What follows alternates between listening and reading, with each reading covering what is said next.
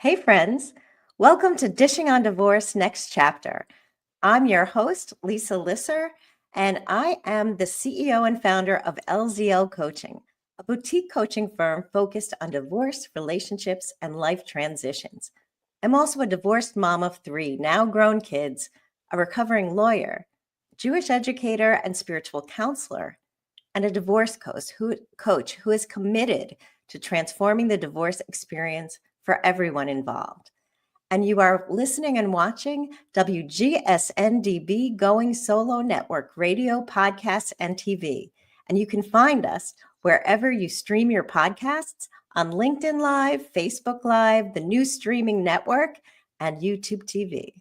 So we are back with part 2 of Yes, You Can Have Financial Security After Divorce with our guest, Larry Smith of Divorce Outcomes. So as we mentioned, divorce finances are scary. And for many people facing divorce, they have so many fears connected to the financial story that they hope their lawyer is going to smooth away. But perhaps they're looking at the wrong helper. The lawyer is there to help with the legal, but when it comes to your money, you need to work with a financial specialist. And that's who Larry is. Larry calls himself a marital divorce expert and tactical problem solver. He identifies his roles as planner, manager, investigator, architect, strategist, communicator, and drafter. And he's known for his unwavering ethics, his passion for high quality work, and his high attention to detail. He knows the technical issues inside and out. And that's what makes him so unique in this. He's been supporting people going through divorce for over 20 years, and his expertise goes beyond the numbers to the emotions. Not that he's an expert at the emotions, but he values the fact that you are going through an incredibly emotional experience that impacts how you interpret what's going on with your money.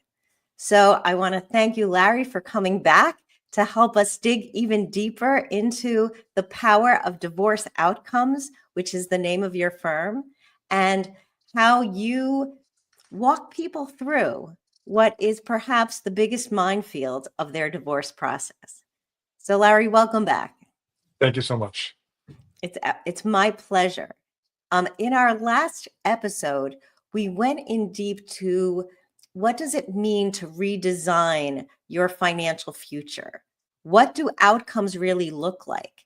And how can I find my sort of financial soul to actually be honest about what I know and what I don't know, and to rely on the right people for support?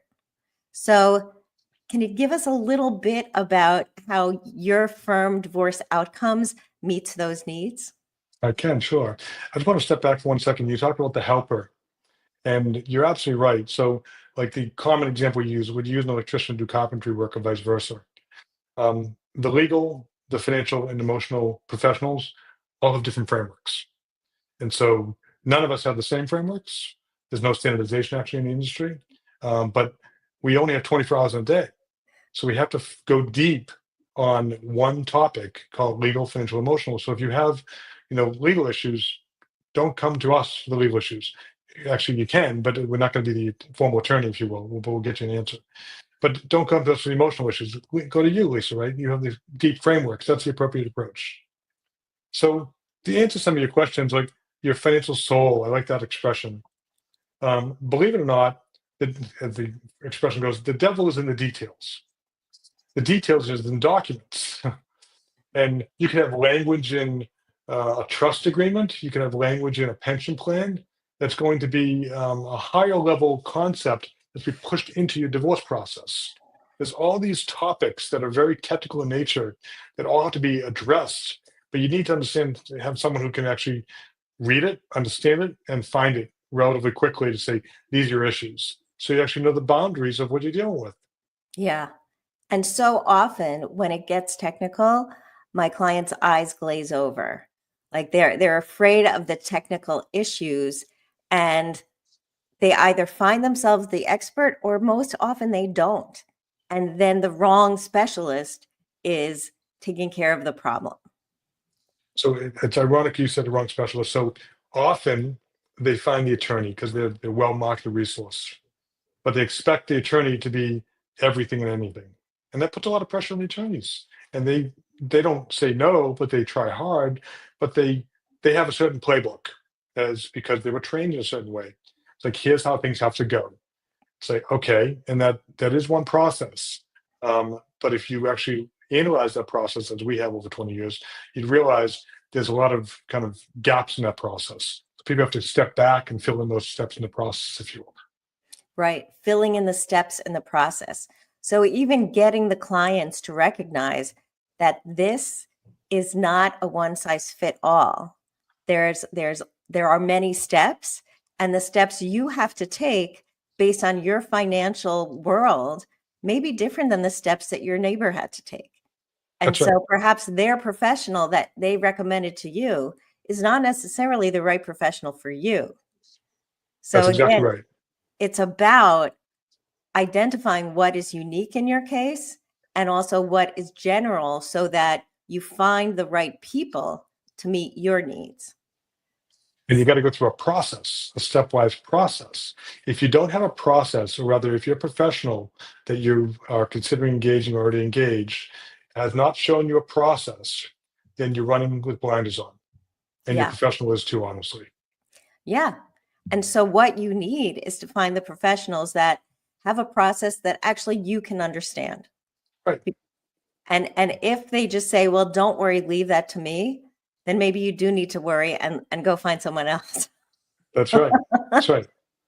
Right. And the client is the quarterback, no matter what. Nobody else is. Everybody else goes away. And you're kind of left with your life that was designed for you or wasn't designed for you. And you want to make sure that you are well equipped, well positioned. As we were talking earlier, some people say, I'm happy, I just want to have the children. So I want that, that's great. But at the same time, I want to make sure we can care for them financially. So we need both, not just one. Yeah, we need both, not just one. That's so important. The both and vision. It's not an either or process. It's Right. not like either the kids or financial support. It's got to be both. And it's got to be in a way that weaves together the core interests of everyone in the family. Because that's also a word we haven't used, which is family. You Right. know, we've been talking numbers. And so some people, their eyes glaze over when it comes to numbers, and all they can think about is family. Other people, all they think about is family, and the numbers fade away. And then there are those professionals who just see, well, what is the legal story here? And Right. I don't need to hear the family story because I don't have time. And Right. frankly, those people are known as judges. And much as judges really put a lot of time and effort in, they are so overworked with so many cases that your story doesn't matter to them. It matters to you. And they don't have the So time to address it. they don't have the time to address it, which is why resolving as much as you can outside of court is in everyone's interest. So you bring up family. It's one of the core center tenets, if you will, of our process. Functional family. How do you arrive at a function? I'm not asking a question, but how do you arrive at a functional family after you divorce? If the person you have married, right, is not the person you're divorcing.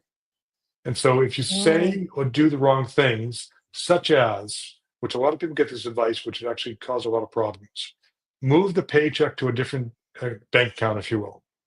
That rocks people's world when you structurally change things. There's a lot of things that rock people's world like that. You don't want to do that stuff. Okay. Even though it sounds good, it actually honestly just creates more work for us because it gets people really upset. And then we have another constraint we have to deal with. So it's how do you keep things kind of, you were able to be effective to some degree during your marriage, be effective in your communication as well when you divorce. There's no reason not to be. And focus on that future functional family because all due respect, the adults are one thing, the children will have a memory. And you don't want to create memories for the children for what they're witnessing, silently witnessing through this process. yeah. I mean, they're not just silently witnessing it, they're experiencing it because They they're are, yeah, living in a home that has this new level of stress. Like they right, may have been in a family that had the stress of the non-functioning marital relationship, but then afterwards, if you continue to have that non-functioning relationship, then no one really heals. right, And that can hinge on a financial issue, or it could hinge on a custodial issue, but whatever it hinges on, the focus needs to be the outcome, the future of the family. right. And the money is a big piece of it, but also the communication. So when you're talking about switching the paycheck to a different bank account, that's communicating something, right? That very strongly communicates that you no longer can rely on what you knew. And so then that puts everything else at risk because now all of a sudden, if there was trust, the trust is gone. And So what's it do to the divorcing spouse, the person who's actually received that experience saying, my spouse just did this to me? How does that person feel? absolutely. Now it's impacting the entire future relationship because the person feels demeaned, the person feels diminished, the person feels like they're not valuable. And that's in internalizing a story that their ex-spouse is now in, imposing on them. So And if go that on. happens, sorry, if that happens, right? Say spouse one and spouse two to keep it generic. If spouse two changes paycheck to different bank account and spouse one experiences that, because let's say spouse one was not as high of an earner as spouse two, spouse one says, I now have new objectives. I want to achieve my divorce. It's like, oh, shoot, that advice I got from someone, counsel or otherwise, to do that, it really hurt me a lot in hindsight because at the end we're going to get to fair and equitable no matter how you look at it. But it's that really caused a big angst, if you will, in the process, and that just becomes the story that now has to be resolved.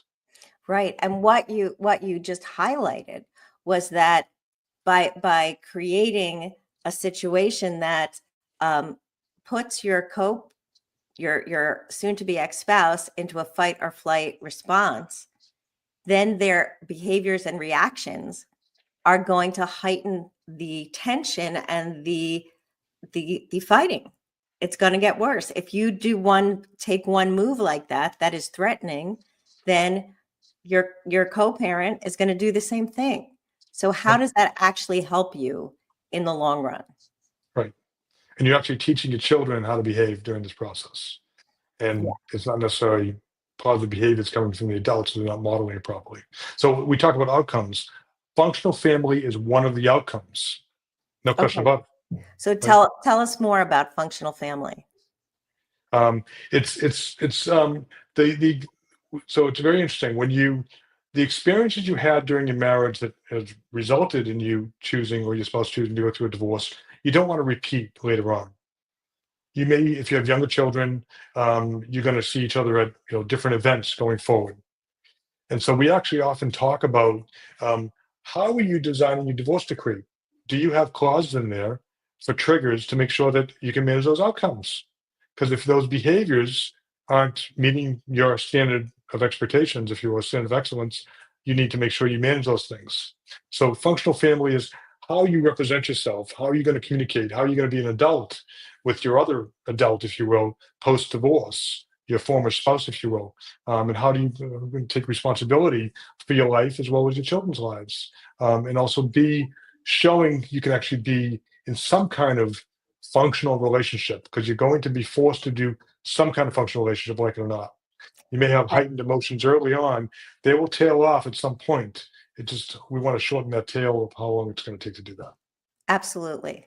And really when you say what I'm like processing with functional family is that people have this expectation or this assumption that when they get divorced, then they don't have to deal with their ex ever again.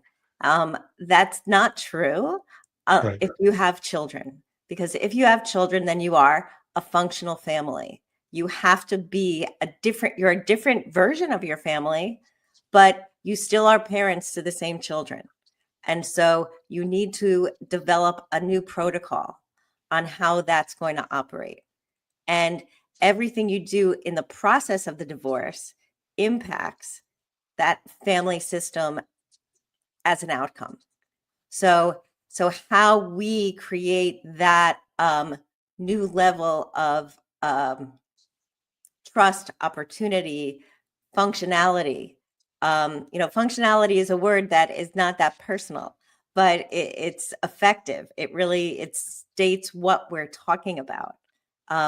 In my co-parenting work, we use language that you are taking the marital relationship. The marital relationship is over. We're putting it on a shelf, but you are now in the business of raising your kids. So what would you do to effectuate a successful business?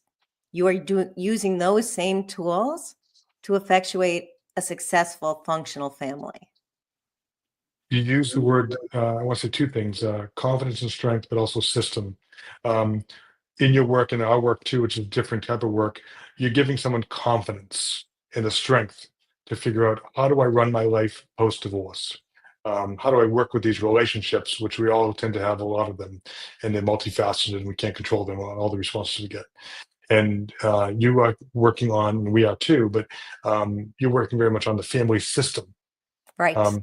Who taught us how to build a family system aside from our parents, right? And we obviously don't want to pass that on to our children if it wasn't effective. So you want to help them rebuild and restructure that family system so it's functional. There's in a family system, clearly there's relationship issues, but the other piece is clearly, one of the pieces is a lot of financial issues. You tend not to have a lot of legal issues, right, in a family system. Yeah. I mean, you may have something that comes up, but it's usually not a lot. So how do you make your family system strong, relationship wise, if you're a communication, stuff like that? If you're a planner versus someone else not, how do you manage those hot buttons? And how do you make your financial planning, if your financial system, work for you, so you're not kind of stressed over that? And we talk about emotional stress is very high when financial stress is high.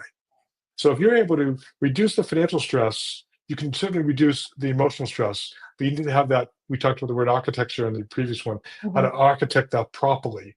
And so in both of being, you're architecting the family system, we're architecting the financial system for the functional family after the fact. You're right. We need to blend it together because both elements and more are necessary to create that. Here, my hand's got to go up here. That financial, that functional next step, the functional outcome. So we're about halfway through. So we're going to take a quick break to hear from our sponsors, and we will be right back with Larry Smith.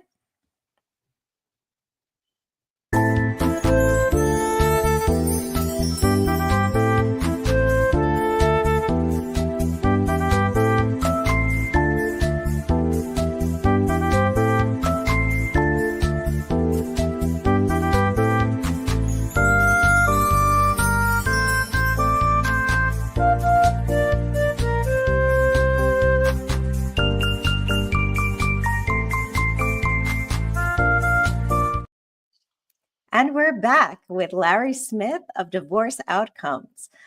Larry, you talked at one point about, behaviors we can take during divorce that will maybe blow up the process, or blow up the stability of the relationship, such as shifting bank accounts that you deposit a paycheck. We also talked about architecture, and what comes to mind is, what is the biggest piece of architecture in a family's life? It's actually the family home, right? That's the building that centered the whole family system.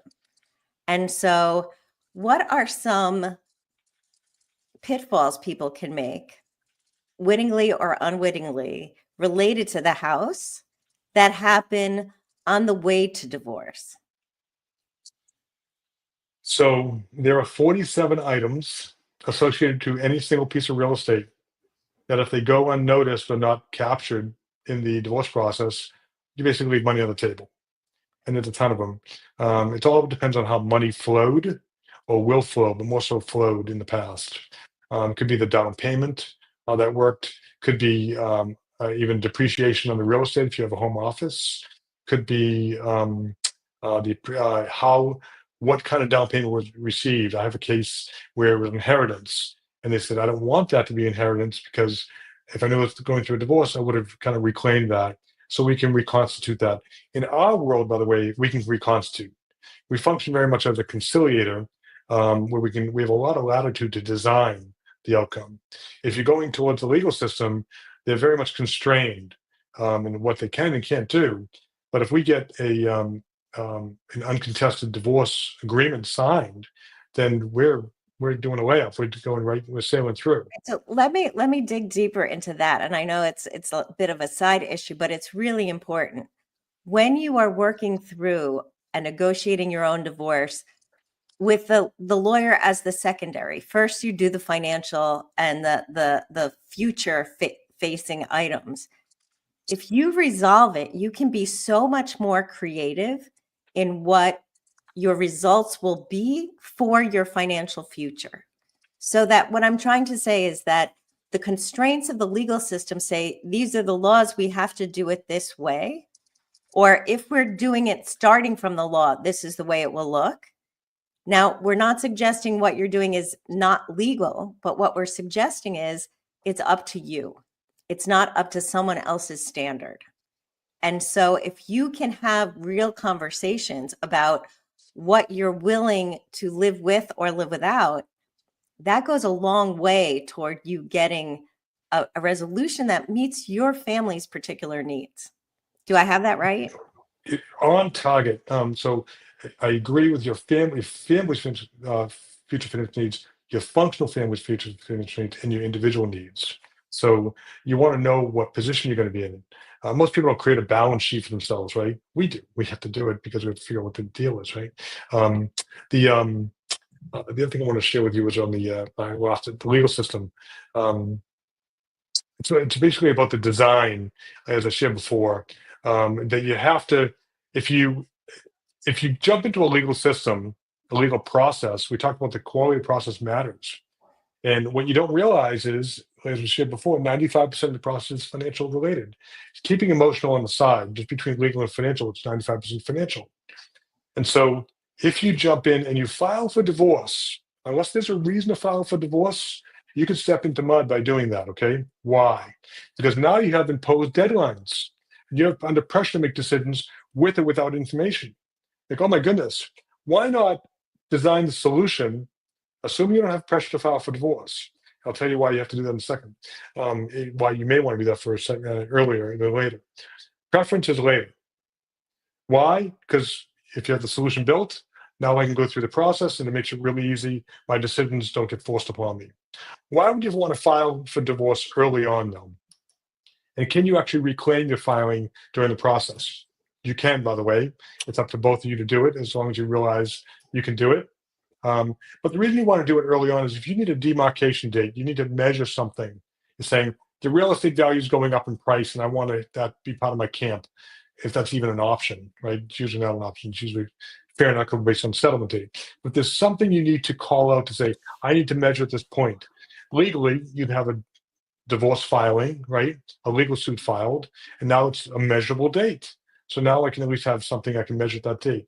Most times, that's not the situation. And most times you don't need that date, or you don't need that date to be early. Exactly. So, Right. 'Cause you have so, pressure. so when people are like, I've got to file, well, that's not necessarily the first thing. However, there are some cases where there has been, financial abuse, that one party has been hiding lots of things. And if the person seeking the divorce says, I want a divorce, the concern could be that could be the date upon which the other party starts really hiding things and moving things away, so that now you have a harder and harder time to find it. So do those cases cross your path, and how do you deal with that? They always do, yeah. I mean, it happens a lot. And we try and have a case in Florida right now. They filed for divorce. We're new to the party, new to the situation, and it was like 7 years in the making now. And it's like, and no one's may be able to move things forward. And we're like, okay, let's get this on the roadmap because I mean, if that's their objective, which it is, They want to move into their new life, if you will. Um, but what people can do, as long as they have some sense of, communication between the spouses, or use a facilitator to do that, is agree to agree, or agree to disagree. But if we can put in writing that we agree, without filing necessarily, we agree, um, this is how things are going to go, that will be a measurable date for whatever reason it is, business valuation, a home of real estate, whatever it may be. Great, we can agree to that. There'll probably be other pieces that come together with that, not just one piece, not just one Mhm. big asset, right? But let's put that in writing, and it's non-binding, but we can sign off on that. So we call it a spousal, non-binding spousal agreement. There's also something called a private affirmation, where you understand what you're signing up for, if you will, and you do this throughout the process. In the beginning, if that's what you want to do, for certain things, and as you go on through the process, you probably want more of those things, just to make sure you're staying on the same page. So what I really love about this, the non-binding agreements, as it were. So they're non-binding from a legal sense, but they are binding from a moral sense or an emotional sense or a Correct. practical sense, Right. right? It's not like you're going to enforce it in court, but the whole point of the agreements are that you won't have to go to court. And Right. what I really like about this is that we're creating a practice of making small agreements, which will help us on the journey to create the comprehensive agreement. Exactly. If And you don't get, sorry, yeah, if you don't get every the yeses along the way, then you're waiting for the big kaboom at the end saying, "Do we agree?" And it's like it's just too much. So it's you have just to get the little yes. right. You have to get the yeses along the way, but also you have to practice learning how to say yes. Right.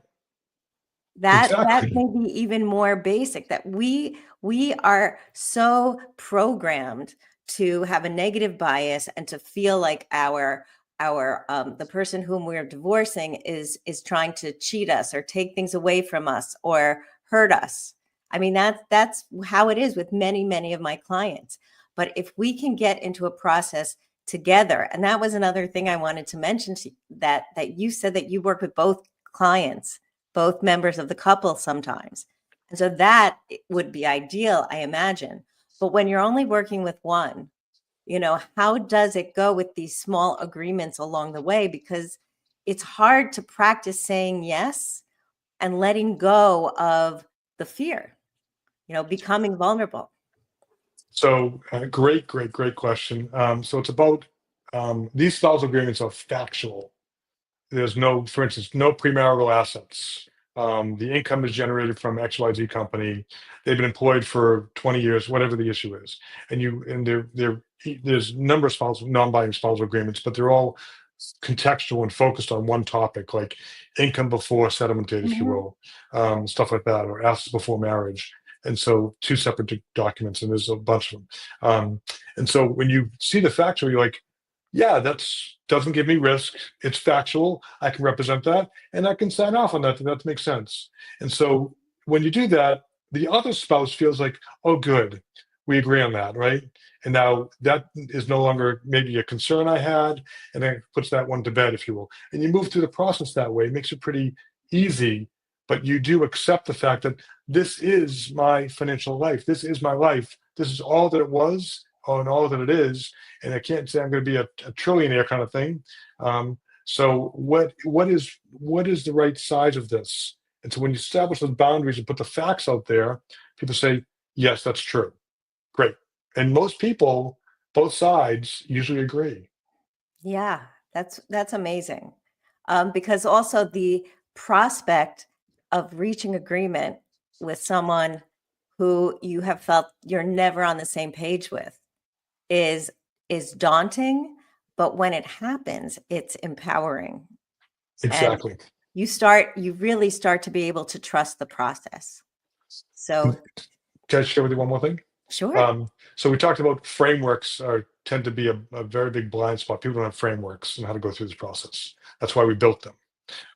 But these spousal agreements are documentation specifically, and how they become formal documents that, again, non-binding or otherwise, but they're formal. They're not legal aids, or as little legal aids as you can possibly have. Let's put it that way, to keep it layman's language, so people can understand, saying, okay, because what's happening? What we're doing is a lot of self-talk. We're ruminating every night. We can't sleep, etc. Going through all this stuff. And is this issue going to be addressed? Or am I going to be heard? When it gets down on paper, and that's isolated topic, if you will, one by one, it doesn't mean the document won't have meat to it. It won't have multiple pages. Depends on the issue. Such as income before settlement. You may have a complex compensation package that has to be broken down.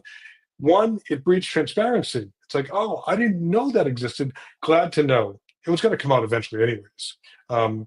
This way, what does that do for you? It drives to functional family, right?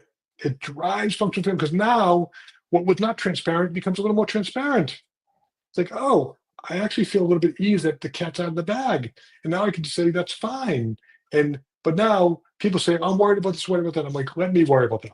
Okay, I'm the designer here. I'm going to design it to address your constraints. If I haven't adjusted one of your objectives, put it on the table, and we'll figure out how to right-size that. That's amazing, because the idea that these small agreements, they take things out of the mess, right? They take things out of the mix because they've resolved small things. And the fact that you can do that is so empowering and life altering, because you've been in a space where perhaps you feel like nothing will ever change, right? Nothing will, and because I'm sort of blending, I'm putting the emotions back in, but the emotions never leave, right? The emotions are part of every single decision. But if I can agree that this is what the income is, then at least I have a number I can rely on. And my partner, my soon-to-be ex, is acknowledging that as well. So what do you do when, I'll answer the question, but what do you do when you sense, like we work with two parties a lot, but we work with one party a lot as well. Two parties I find is, if you had a utopia to go through divorce, that's the way to go through it. But what if you do, if you're working with two parties and you sense one party is not being fully transparent or being shady or being strategically manipulative? How do you deal with that? And we tell clients that we line ourselves up with the truth. And if you're connected to the truth, then we'll line up with you. If not, we're going to ask a lot more questions to address it. And we also want to make sure we manage whoever's going to be impacted by this. We call them stakeholders. Who are the stakeholders in the process? Children are clearly the stakeholders. Have a situation where one of the children has a medical issue and the husband wasn't going to deal with it and the wife wanted to. I said, absolutely, we're going to deal with it. We've got to put an obligation, a liability on the marital estate to figure out what that's going to cost. Yeah. So it's not just going to be someone else pick up the tab later.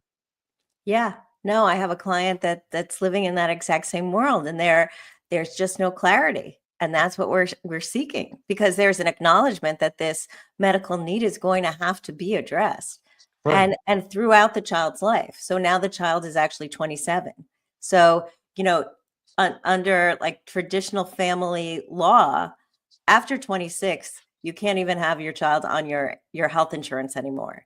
Right. But if we're talking about a special needs situation, then we, all bets are off, and we really need to evaluate the divorce outcome as it impacts that stakeholder, that child. Right. And we divorce outcomes is a system into itself. It addresses the whole kit and caboodle, if you will, from beginning to end and through the end of life, including, so we have another case unrelated to the first one I mentioned. It's a special needs situation. And so we have, and the parents agree they'll take care of it, but we have to bring it up. They said the husband will take care of it. I'm like, it's actually a joint obligation. So let's make sure we make it fair and equitable and see how he's going to fare out, not just her, so we can make sure we don't just push that liability over to him. Wow. So that all makes so much sense, and it's all so much. And I cannot believe that we're already just about done with our second episode. I know we can do more. What is so empowering about what you do is that you have a system and you have a framework, and you're providing people who feel like it's all a giant pile of blob, and they don't know how to move forward. And that blob is not a legal term. It's just, something I came up with all by myself. But you sort of throw the finances in the water, and it like turns into a soup that people have never tasted before. Right. And so what you do is you help them identify all the ingredients, right? That's right. How do you bake your cake? How do you bake your cake? How do you make your soup? Whatever it is. And then you find a way to get that recipe right for both people. And as I stick with the metaphor. So thank you so much. I look forward to more episodes where we dig even deeper. Yes, you can have financial security after divorce. Larry, tell my audience how they can find you. Thank you, Lisa, and thank you so much for today. It's been an absolute pleasure. So my email is larry.smith@divorceoutcomes with an S on the end.com. My cell phone, if you need to text or email, if you have an emergency or anything like that, 617-680-5222. Okay, great. Thank you so much for your transparency and your wisdom and your commitment. Your why is clear in everything. You have a passion about this that is so important because we want our advocates to be passionate and to really care about what they do and not to have this just another client on their list. So I know that your clients all feel seen and heard. So thank Thank you you. so much. Same with For you. Thank you. Thank you. And for my audience, you can find me, Lisa, at lzlcoaching.com. You can find me online, lzlcoaching.com, and book a free 30-minute consult to talk about what your story is and how I can help you gain clarity and build your support team with people like Larry. So thank you again for listening and watching. This is Lisa at lzlcoaching.com.